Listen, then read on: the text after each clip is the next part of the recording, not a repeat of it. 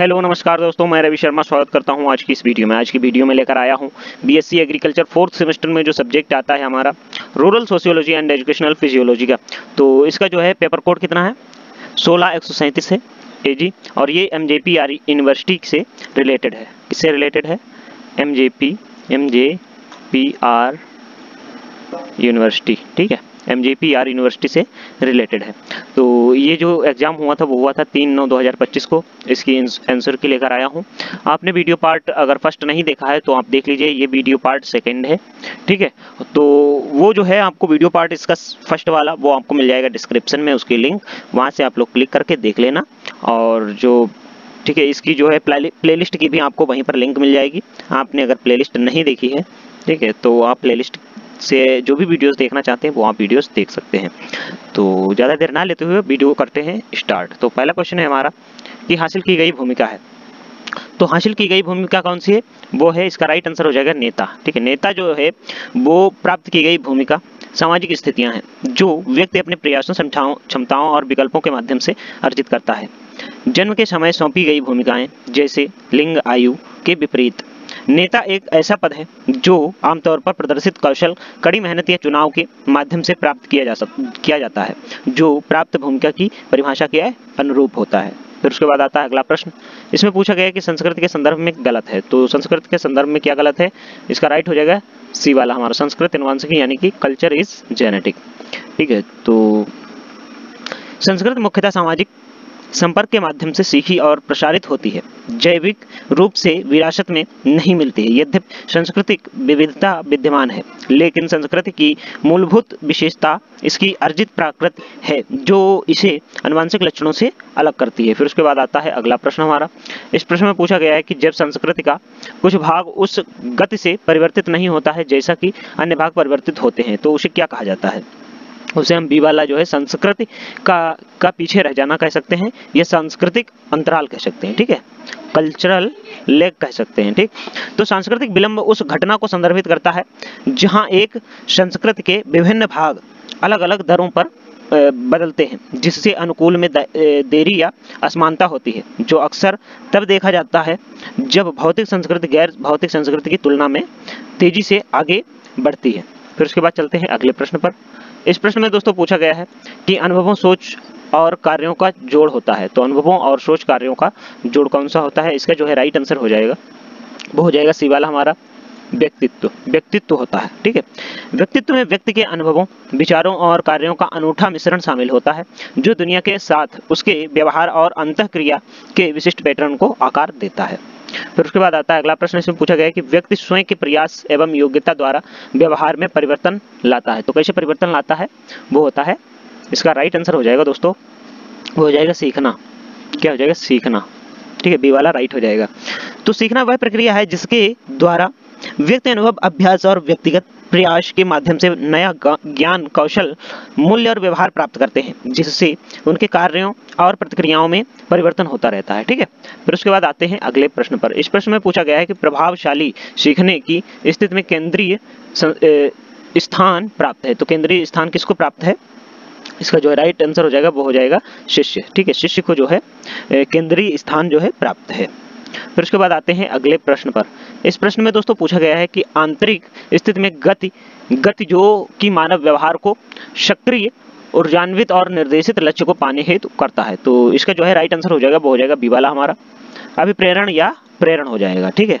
तो इसके बारे में क्या बताया गया है कि प्रेरणा को आंतरिक स्थिति के रूप में परिभाषित किया जाता है, जो विशिष्ट लक्ष्यों को प्राप्त करने की दिशा से यह मानव व्यवहार को प्रेरित करती है, सक्रिय और निर्देशित करती है। यह हमारे कार्यों और निर्णयों के पीछे प्रेरक शक्ति है, ठीक है। फिर उसके बाद आता है अगला प्रश्न। इसमें पूछा गया है किस तंत्र में गतिशीलता, लचीलापन विद्यमान है। तो किस तंत्र में जो है गतिशीलता, लचीलापन जो है विद्यमान है? वो है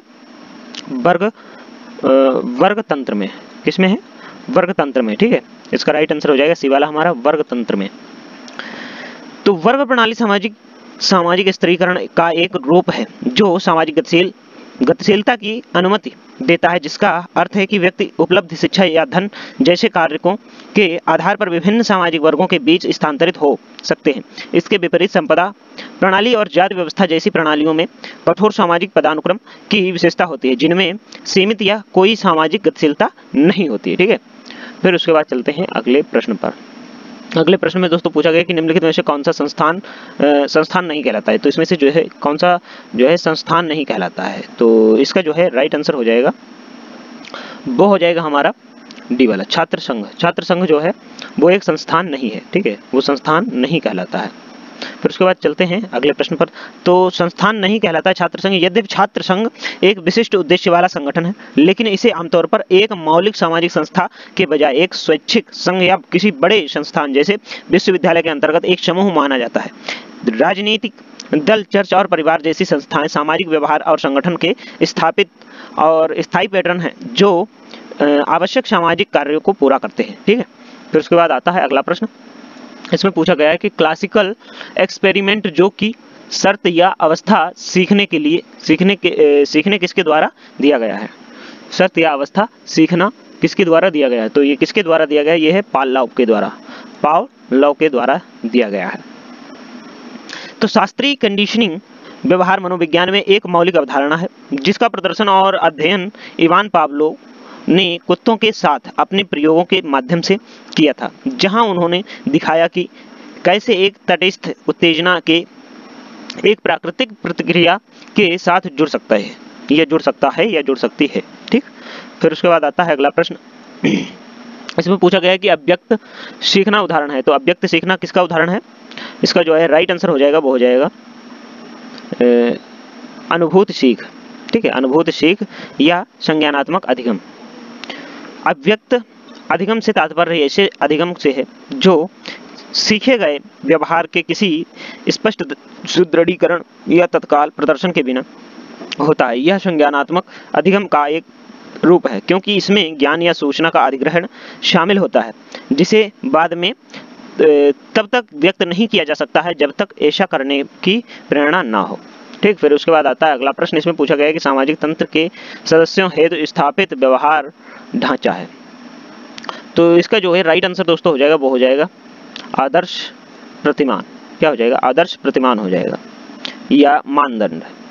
ठीक है, तो इसके बारे में बताया गया है कि मानदंड एक सामाजिक प्रणाली के भीतर व्यवहार के स्थापित नियम या अपेक्षाएं हैं जो मार्गदर्शन करते हैं कि व्यक्तियों को विशिष्ट परिस्थितियों में कैसे कार्य करना चाहिए। लोक रीति और रीति रिवाज मानदंडों के प्रकार हैं, लेकिन मानदंडों में स्थापित व्यवहार प्रतिमान की व्यापक अवधारणा शामिल होती है। ठीक है, फिर उसके बाद आता है अगला प्रश्न। इसमें पूछा गया है कि प्यास वर्गीकृत किया गया है। तो प्यास किसमें वर्गीकृत किया गया है, इसका जो है राइट आंसर हो जाएगा वो हो जाएगा प्राथमिक प्रेरक या प्राथमिक उद्देश्य में वर्गीकृत किया गया है। ठीक है, तो इसके बारे में बताया गया है कि भूख और अन्य बुनियादी शारीरिक आवश्यकताओं के साथ प्यास को प्राथमिक प्रेरणा के रूप में वर्गीकृत किया गया है। प्राथमिक उद्देश्य जन्मजात बिना सीखी प्रेरणाएं हैं जो जीवित रहने और कल्याण के लिए आवश्यक होती हैं। ठीक है, फिर उसके बाद चलते हैं अगले प्रश्न पर। इस प्रश्न में दोस्तों पूछा गया है कि प्रक्रिया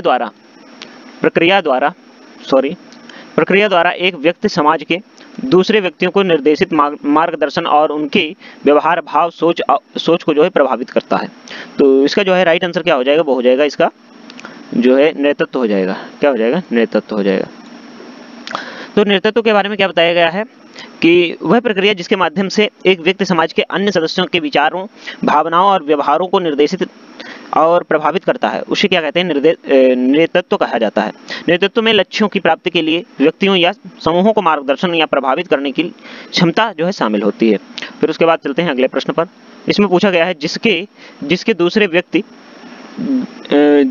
व्यक्ति उसके द्वारा नहीं पहचाने जा सकते हैं। जिसके द्वारा दूसरे व्यक्ति उसके द्वारा नहीं पहचाने जा सकते हैं। तो इसका जो है राइट आंसर हो जाएगा दोस्तों वो हो जाएगा बाह्य समूह।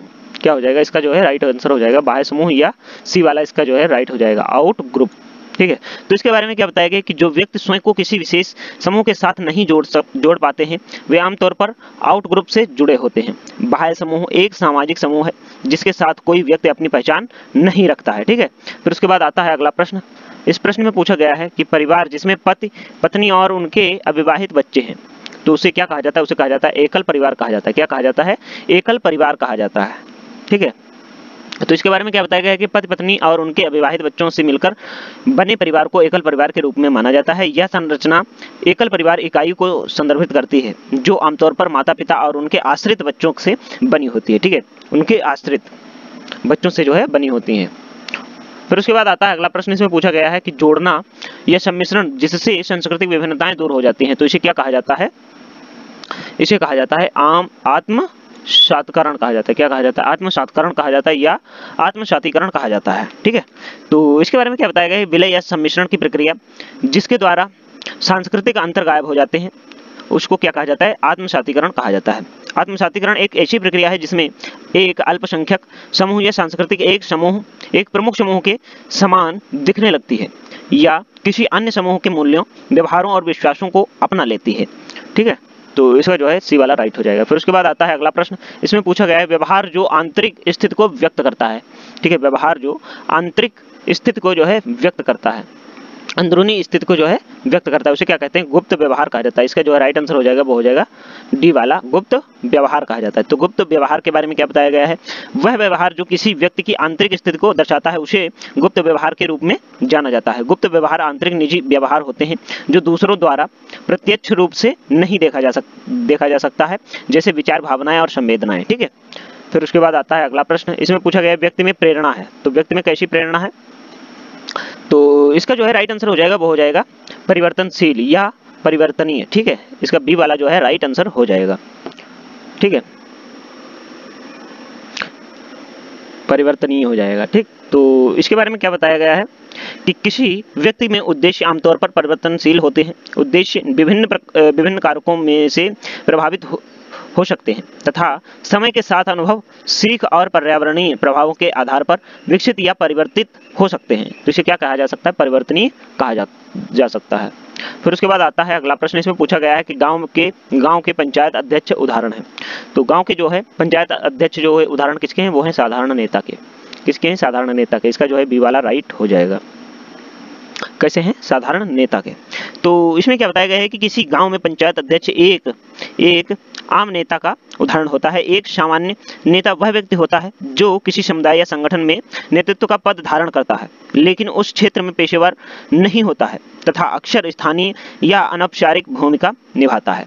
ठीक है। तो क्या इसका राइट हो जाएगा? वो हो जाएगा साधारण नेता। तो अगर आपके पास जो है कोई क्वेश्चन पेपर है जिसका आप सॉल्यूशन चाहते हैं तो आप जो है हमारे व्हाट्सएप नंबर 8400691707 पर आप लोग जो है व्हाट्सएप कर दीजिए। ठीक है। कॉल मत करिए। ठीक है। टाइम मिलेगा हम देख लेंगे आराम से, फिर उसका आपको जो है सॉल्यूशन दे देंगे। आप चाहें तो आपको पहले ही सॉल्यूशन मिल जाएगा, उसके बाद हम यूट्यूब पर जो है वीडियो अपलोड करेंगे और चाहें तो आप यूट्यूब पर ही देख सकते हैं, वो आपकी मर्जी है। ठीक है। तो अगर आपके पास है पीडीएफ तो आप सेंड कर देना। ठीक है। फिर चलते हैं अगले प्रश्न पर। इसमें दोस्तों पूछा गया है कि वह प्रक्रिया जिसमें एक सामाजिक वस्तु दूसरे समाज से उधार ली जाती है तो वो कौन सी जो है वस्तु है जो दूसरे समाज से उधार ली जाती है? तो इसका जो है राइट आंसर दोस्तों हो जाएगा वो हो जाएगा ए वाला हमारा सांस्कृतिक संक्रमण। क्या हो जाएगा? सांस्कृतिक संक्रमण हो जाएगा। इसका ए वाला राइट हो जाएगा। पर सांस्कृतिक से तात्पर्य उस प्रक्रिया से है जिसमें विभिन्न संस्कृतियों के व्यक्ति या समूह निरंतर प्रत्यक्ष संपर्क में आते हैं जिसके परिणाम स्वरूप किसी एक या दोनों समूह के मूल सांस्कृतिक पैटर्न में परिवर्तन होता है। ठीक है। फिर उसके बाद चलते हैं अगले प्रश्न पर। इसमें पूछा गया है कि जाति तंत्र हानिकारक है क्यों? क्योंकि जाति तंत्र क्यों हानिकारक है? इसका जो है राइट आंसर हो जाएगा ए वाला हमारा। ठीक है। ए वाला राइट हो जाएगा। यह सामाजिक गतिशीलता को नकारता है। किस गतिशीलता को? यह सामाजिक गतिशीलता को नकारता है। जाति व्यवस्था हानिकारक है क्योंकि यह स्वाभाविक रूप से सामाजिक गतिशीलता को प्रतिबंधित करती है, जिसका अर्थ है कि व्यक्ति अपनी उपलब्धियां या प्रयासों के आधार पर विभिन्न सामाजिक स्तरों के बीच स्थानांतरित होने में असमर्थ है। ठीक है। फिर उसके बाद चलते हैं अगले प्रश्न पर। इसमें पूछा गया है कि कौन सा सामाजिक तंत्र का तत्व नहीं है? तो कौन सा जो है सामाजिक तंत्र का तत्व नहीं है? इसका जो है राइट आंसर हो जाएगा वो हो जाएगा दास्ता। क्या हो जाएगा? दास्ता हो जाएगा। ठीक है, क्या हो जाएगा, दास्ता। तो इसके बारे में क्या बताया गया है, विश्वास भावना और मानदंड सभी सामाजिक व्यवस्था के मूलभूत तत्व हैं जो समाज के भीतर साझा समझ, भावनात्मक अभिव्यक्ति और अपेक्षित व्यवहार का प्रतिनिधित्व करते हैं। गुलामी एक ऐसी ऐतिहासिक और सामाजिक संस्थान होने के बावजूद इन अन्य अवधारणाओं की तरह सामाजिक व्यवस्था का आधारभूत तत्व या घटक नहीं माना जाता है। ठीक है, फिर उसके बाद चलते हैं अगले प्रश्न पर। इसका जो है क्वेश्चन पूछा गया है कि लिंग, उम्र और जाति उदाहरण है, तो किसका उदाहरण है? इसका जो है राइट आंसर हो जाएगा, वो हो जाएगा पूर्व निर्धारित स्थिति। क्या हो जाएगा, पूर्व निर्धारित स्थिति। ठीक है, इसका राइट हो जाएगा, सॉरी दोस्तों इसमें थोड़ा सा कंफ्यूजन है, तो इसको आपको जो है चेक कर लेना है। लिंग, उम्र और जाति उदाहरण है, तो किसका, इसका बी का है या सी का है? तो सी का तो है नहीं और ना ही ये ए का है। ठीक है, ना ही ये ए का है, ना ही ये सी का है, ये बी और डी इन दो में से एक का है। ठीक है, ये आप लोग जो है चेक करके देख लेना, आपने गूगल पर भी आप सर्च करके देख लेना, हो सकता है आ जाए। तो उसके बाद चलते हैं अगले प्रश्न पर। इसमें पूछा गया है समाज की उत्पत्ति किसके कारण हुई है? तो समाज की उत्पत्ति जो है क्रमागत उन्नति के कारण हुई। किसके कारण हुई? क्रमागत उन्नति के कारण हुई है। ठीक है, विकास के कारण हुई है। फिर उसके बाद आता है अगला प्रश्न। इसमें पूछा गया है कि समाजशास्त्र अध्ययन करता है, तो समाजशास्त्र जो है किसका अध्ययन कराता है? वो कराता है समाज का अध्ययन। ठीक है, समाजशास्त्र समाज का जो है अध्ययन कराता है। समाजशास्त्र समाज का वैज्ञानिक अध्ययन है जिसमें सामाजिक संबंधों, सामाजिक अंतःक्रियाओं और सांस्कृतिक के पैटर्न शामिल होते हैं। फिर उसके बाद चलते हैं अगले प्रश्न पर। इस प्रश्न में पूछा गया है कि निम्न में से कौन सा स्थान नहीं लेता है, नहीं और अदृश्य भी है। ठीक है, स्थान भी नहीं लेता है और अदृश्य भी है। तो इसका जो है राइट आंसर दोस्तों हो जाएगा, वो हो जाएगा बुद्धि। ठीक है, सी वाला इसका जो है राइट आंसर हो जाएगा। बुद्धि, स्मृति और सीखना सभी मानसिक प्रक्रियाओं से संबंधित अमूर्त अवधारणाएं हैं। हालांकि दिए गए विकल्पों में से बुद्धि सबसे उपयुक्त उत्तर है, क्योंकि यह एक संज्ञानात्मक क्षमता का प्रतिनिधित्व करती है जिसमें द्रव्यमान या स्थानिक कब्जे जैसे कोई भौतिक गुण नहीं होते हैं और यह स्वाभाविक रूप से अदृश्य होती है। ठीक है, कैसी होती है? अदृश्य होती है। फिर उसके बाद चलते हैं अगले प्रश्न पर। अगले प्रश्न में दोस्तों क्या पूछा गया है कि जागरूक होता है या कुछ जानता है, उसे क्या कहते हैं? जागरूक होता है या कुछ जानता है, उसे क्या कहा जाता है? उसे कहा जाता है अनुभूति कहा जाता है। क्या कहा जाता है? अनुभूति कहा जाता है। ठीक है, तो इसमें जो है इसके बारे में क्या बताया गया है कि संज्ञा से तात्पर्य है कि ज्ञान और समझ प्राप्त करने में शामिल मानसिक प्रक्रियाओं से है। ठीक है, जिसमें सोचना, जानना, याद रखना, निर्णय करना और समस्या समाधान करना शामिल है। किसी चीज के बारे में जागरूक होना या जानना सीधे तौर पर संज्ञानात्मक प्रक्रियाओं के अंतर्गत आता है। ठीक, फिर उसके बाद चलते हैं अगले प्रश्न पर। इसमें पूछा गया है इंट्रोडक्टरी रूरल सोशियोलॉजी पुस्तक किसने लिखी है? तो इसको किसने लिखी है? जेबी चिदंबरा ने लिखी है। ठीक है, जेबी चिदंबर ने लिखी है, सॉरी जेबी चिदंबर ने लिखी है। फिर उसके बाद चलते हैं अगले प्रश्न पर। इसमें पूछा गया है कि समाज कार्य में दूसरी तरह जाना जाता है, तो समाज कार्य में जो है दूसरी तरह क्या जाना जाता है? इसका जो है राइट आंसर दोस्तों हो जाएगा, वो हो जाएगा सी वाला हमारा राइट आंसर हो जाएगा, सामाजिक विचार विमर्श हो जाएगा। क्या हो जाएगा? सामाजिक विचार विमर्श हो जाएगा। ठीक है, तो इसमें क्या बताया गया है कि कार्यशील समाज से तात्पर्य गतिशील प्रक्रियाओं से कि किसी प्रकार व्यक्ति और समूह एक दूसरे से संबंध बनाते हैं और एक दूसरे को प्रभावित करते हैं, जिसे सामाजिक अंतःक्रिया के रूप में सर्वोत्तम रूप से जो है वर्णित किया जा सकता है। ठीक है, तो इसका ये जो है राइट आंसर हो जाएगा। फिर उसके बाद चलते हैं अगले प्रश्न पर। अगले प्रश्न में पूछा गया कि भौतिकीकरण की शुरुआत हो सकता है, तो भौतिकीकरण की शुरुआत किससे हो सकती है? व्यक्ति से हो सकती है। इसका जो राइट आंसर हो जाएगा वो हो जाएगा हमारा बी वाला हो जाएगा। ठीक है, व्यक्तिगत हो सकती है या व्यक्ति से हो सकती है। किसी चीज को अस्तित्व में लाने या उसे वास्तविक बनाने के संदर्भ में भौतिकीकरण अंततः व्यक्तियों के कार्यों और प्रयासों से शुरू होता है। ठीक है, फिर उसके बाद चलते हैं अगले प्रश्न पर। इस प्रश्न में दोस्तों पूछा गया कि सामूहिक प्रयास द्वारा नया सामाजिक अनुक्रम लाना है, तो इसका जो है राइट आंसर दोस्तों हो जाएगा, वो हो जाएगा सामाजिक आंदोलन हो जाएगा। सी वाला हमारा राइट हो जाएगा, सामाजिक आंदोलन हो जाएगा। सामाजिक आंदोलन एक बड़े समूह के लोगों द्वारा किसी विशेष लक्ष्य, आमतौर पर सामाजिक या राजनीतिक लक्ष्य को प्राप्त करने के लिए किया गया है सामूहिक प्रयास है, जिसमें अक्सर एक नई सामाजिक व्यवस्था लाना शामिल होता है। ठीक है, फिर उसके बाद आता है अगला प्रश्न। इसमें पूछा गया है कि अलौकिक में विश्वास है सामाजिक संस्थान। ठीक है, सामाजिक संस्थान है, अलौकिक में विश्वास है, सामाजिक संस्थान है। तो कौन सा वो सामाजिक संस्थान है? तो इसका जो राइट आंसर हो जाएगा वो हो जाएगा धर्म। ठीक है, धर्म हो जाएगा। तो धर्म एक सामाजिक संस्थान है जो अलौकिक, पवित्र या देवी से संबंधित साझा विश्वासों और प्रथाओं पर केंद्रित होता है। फिर उसके बाद चलते हैं अगले प्रश्न पर।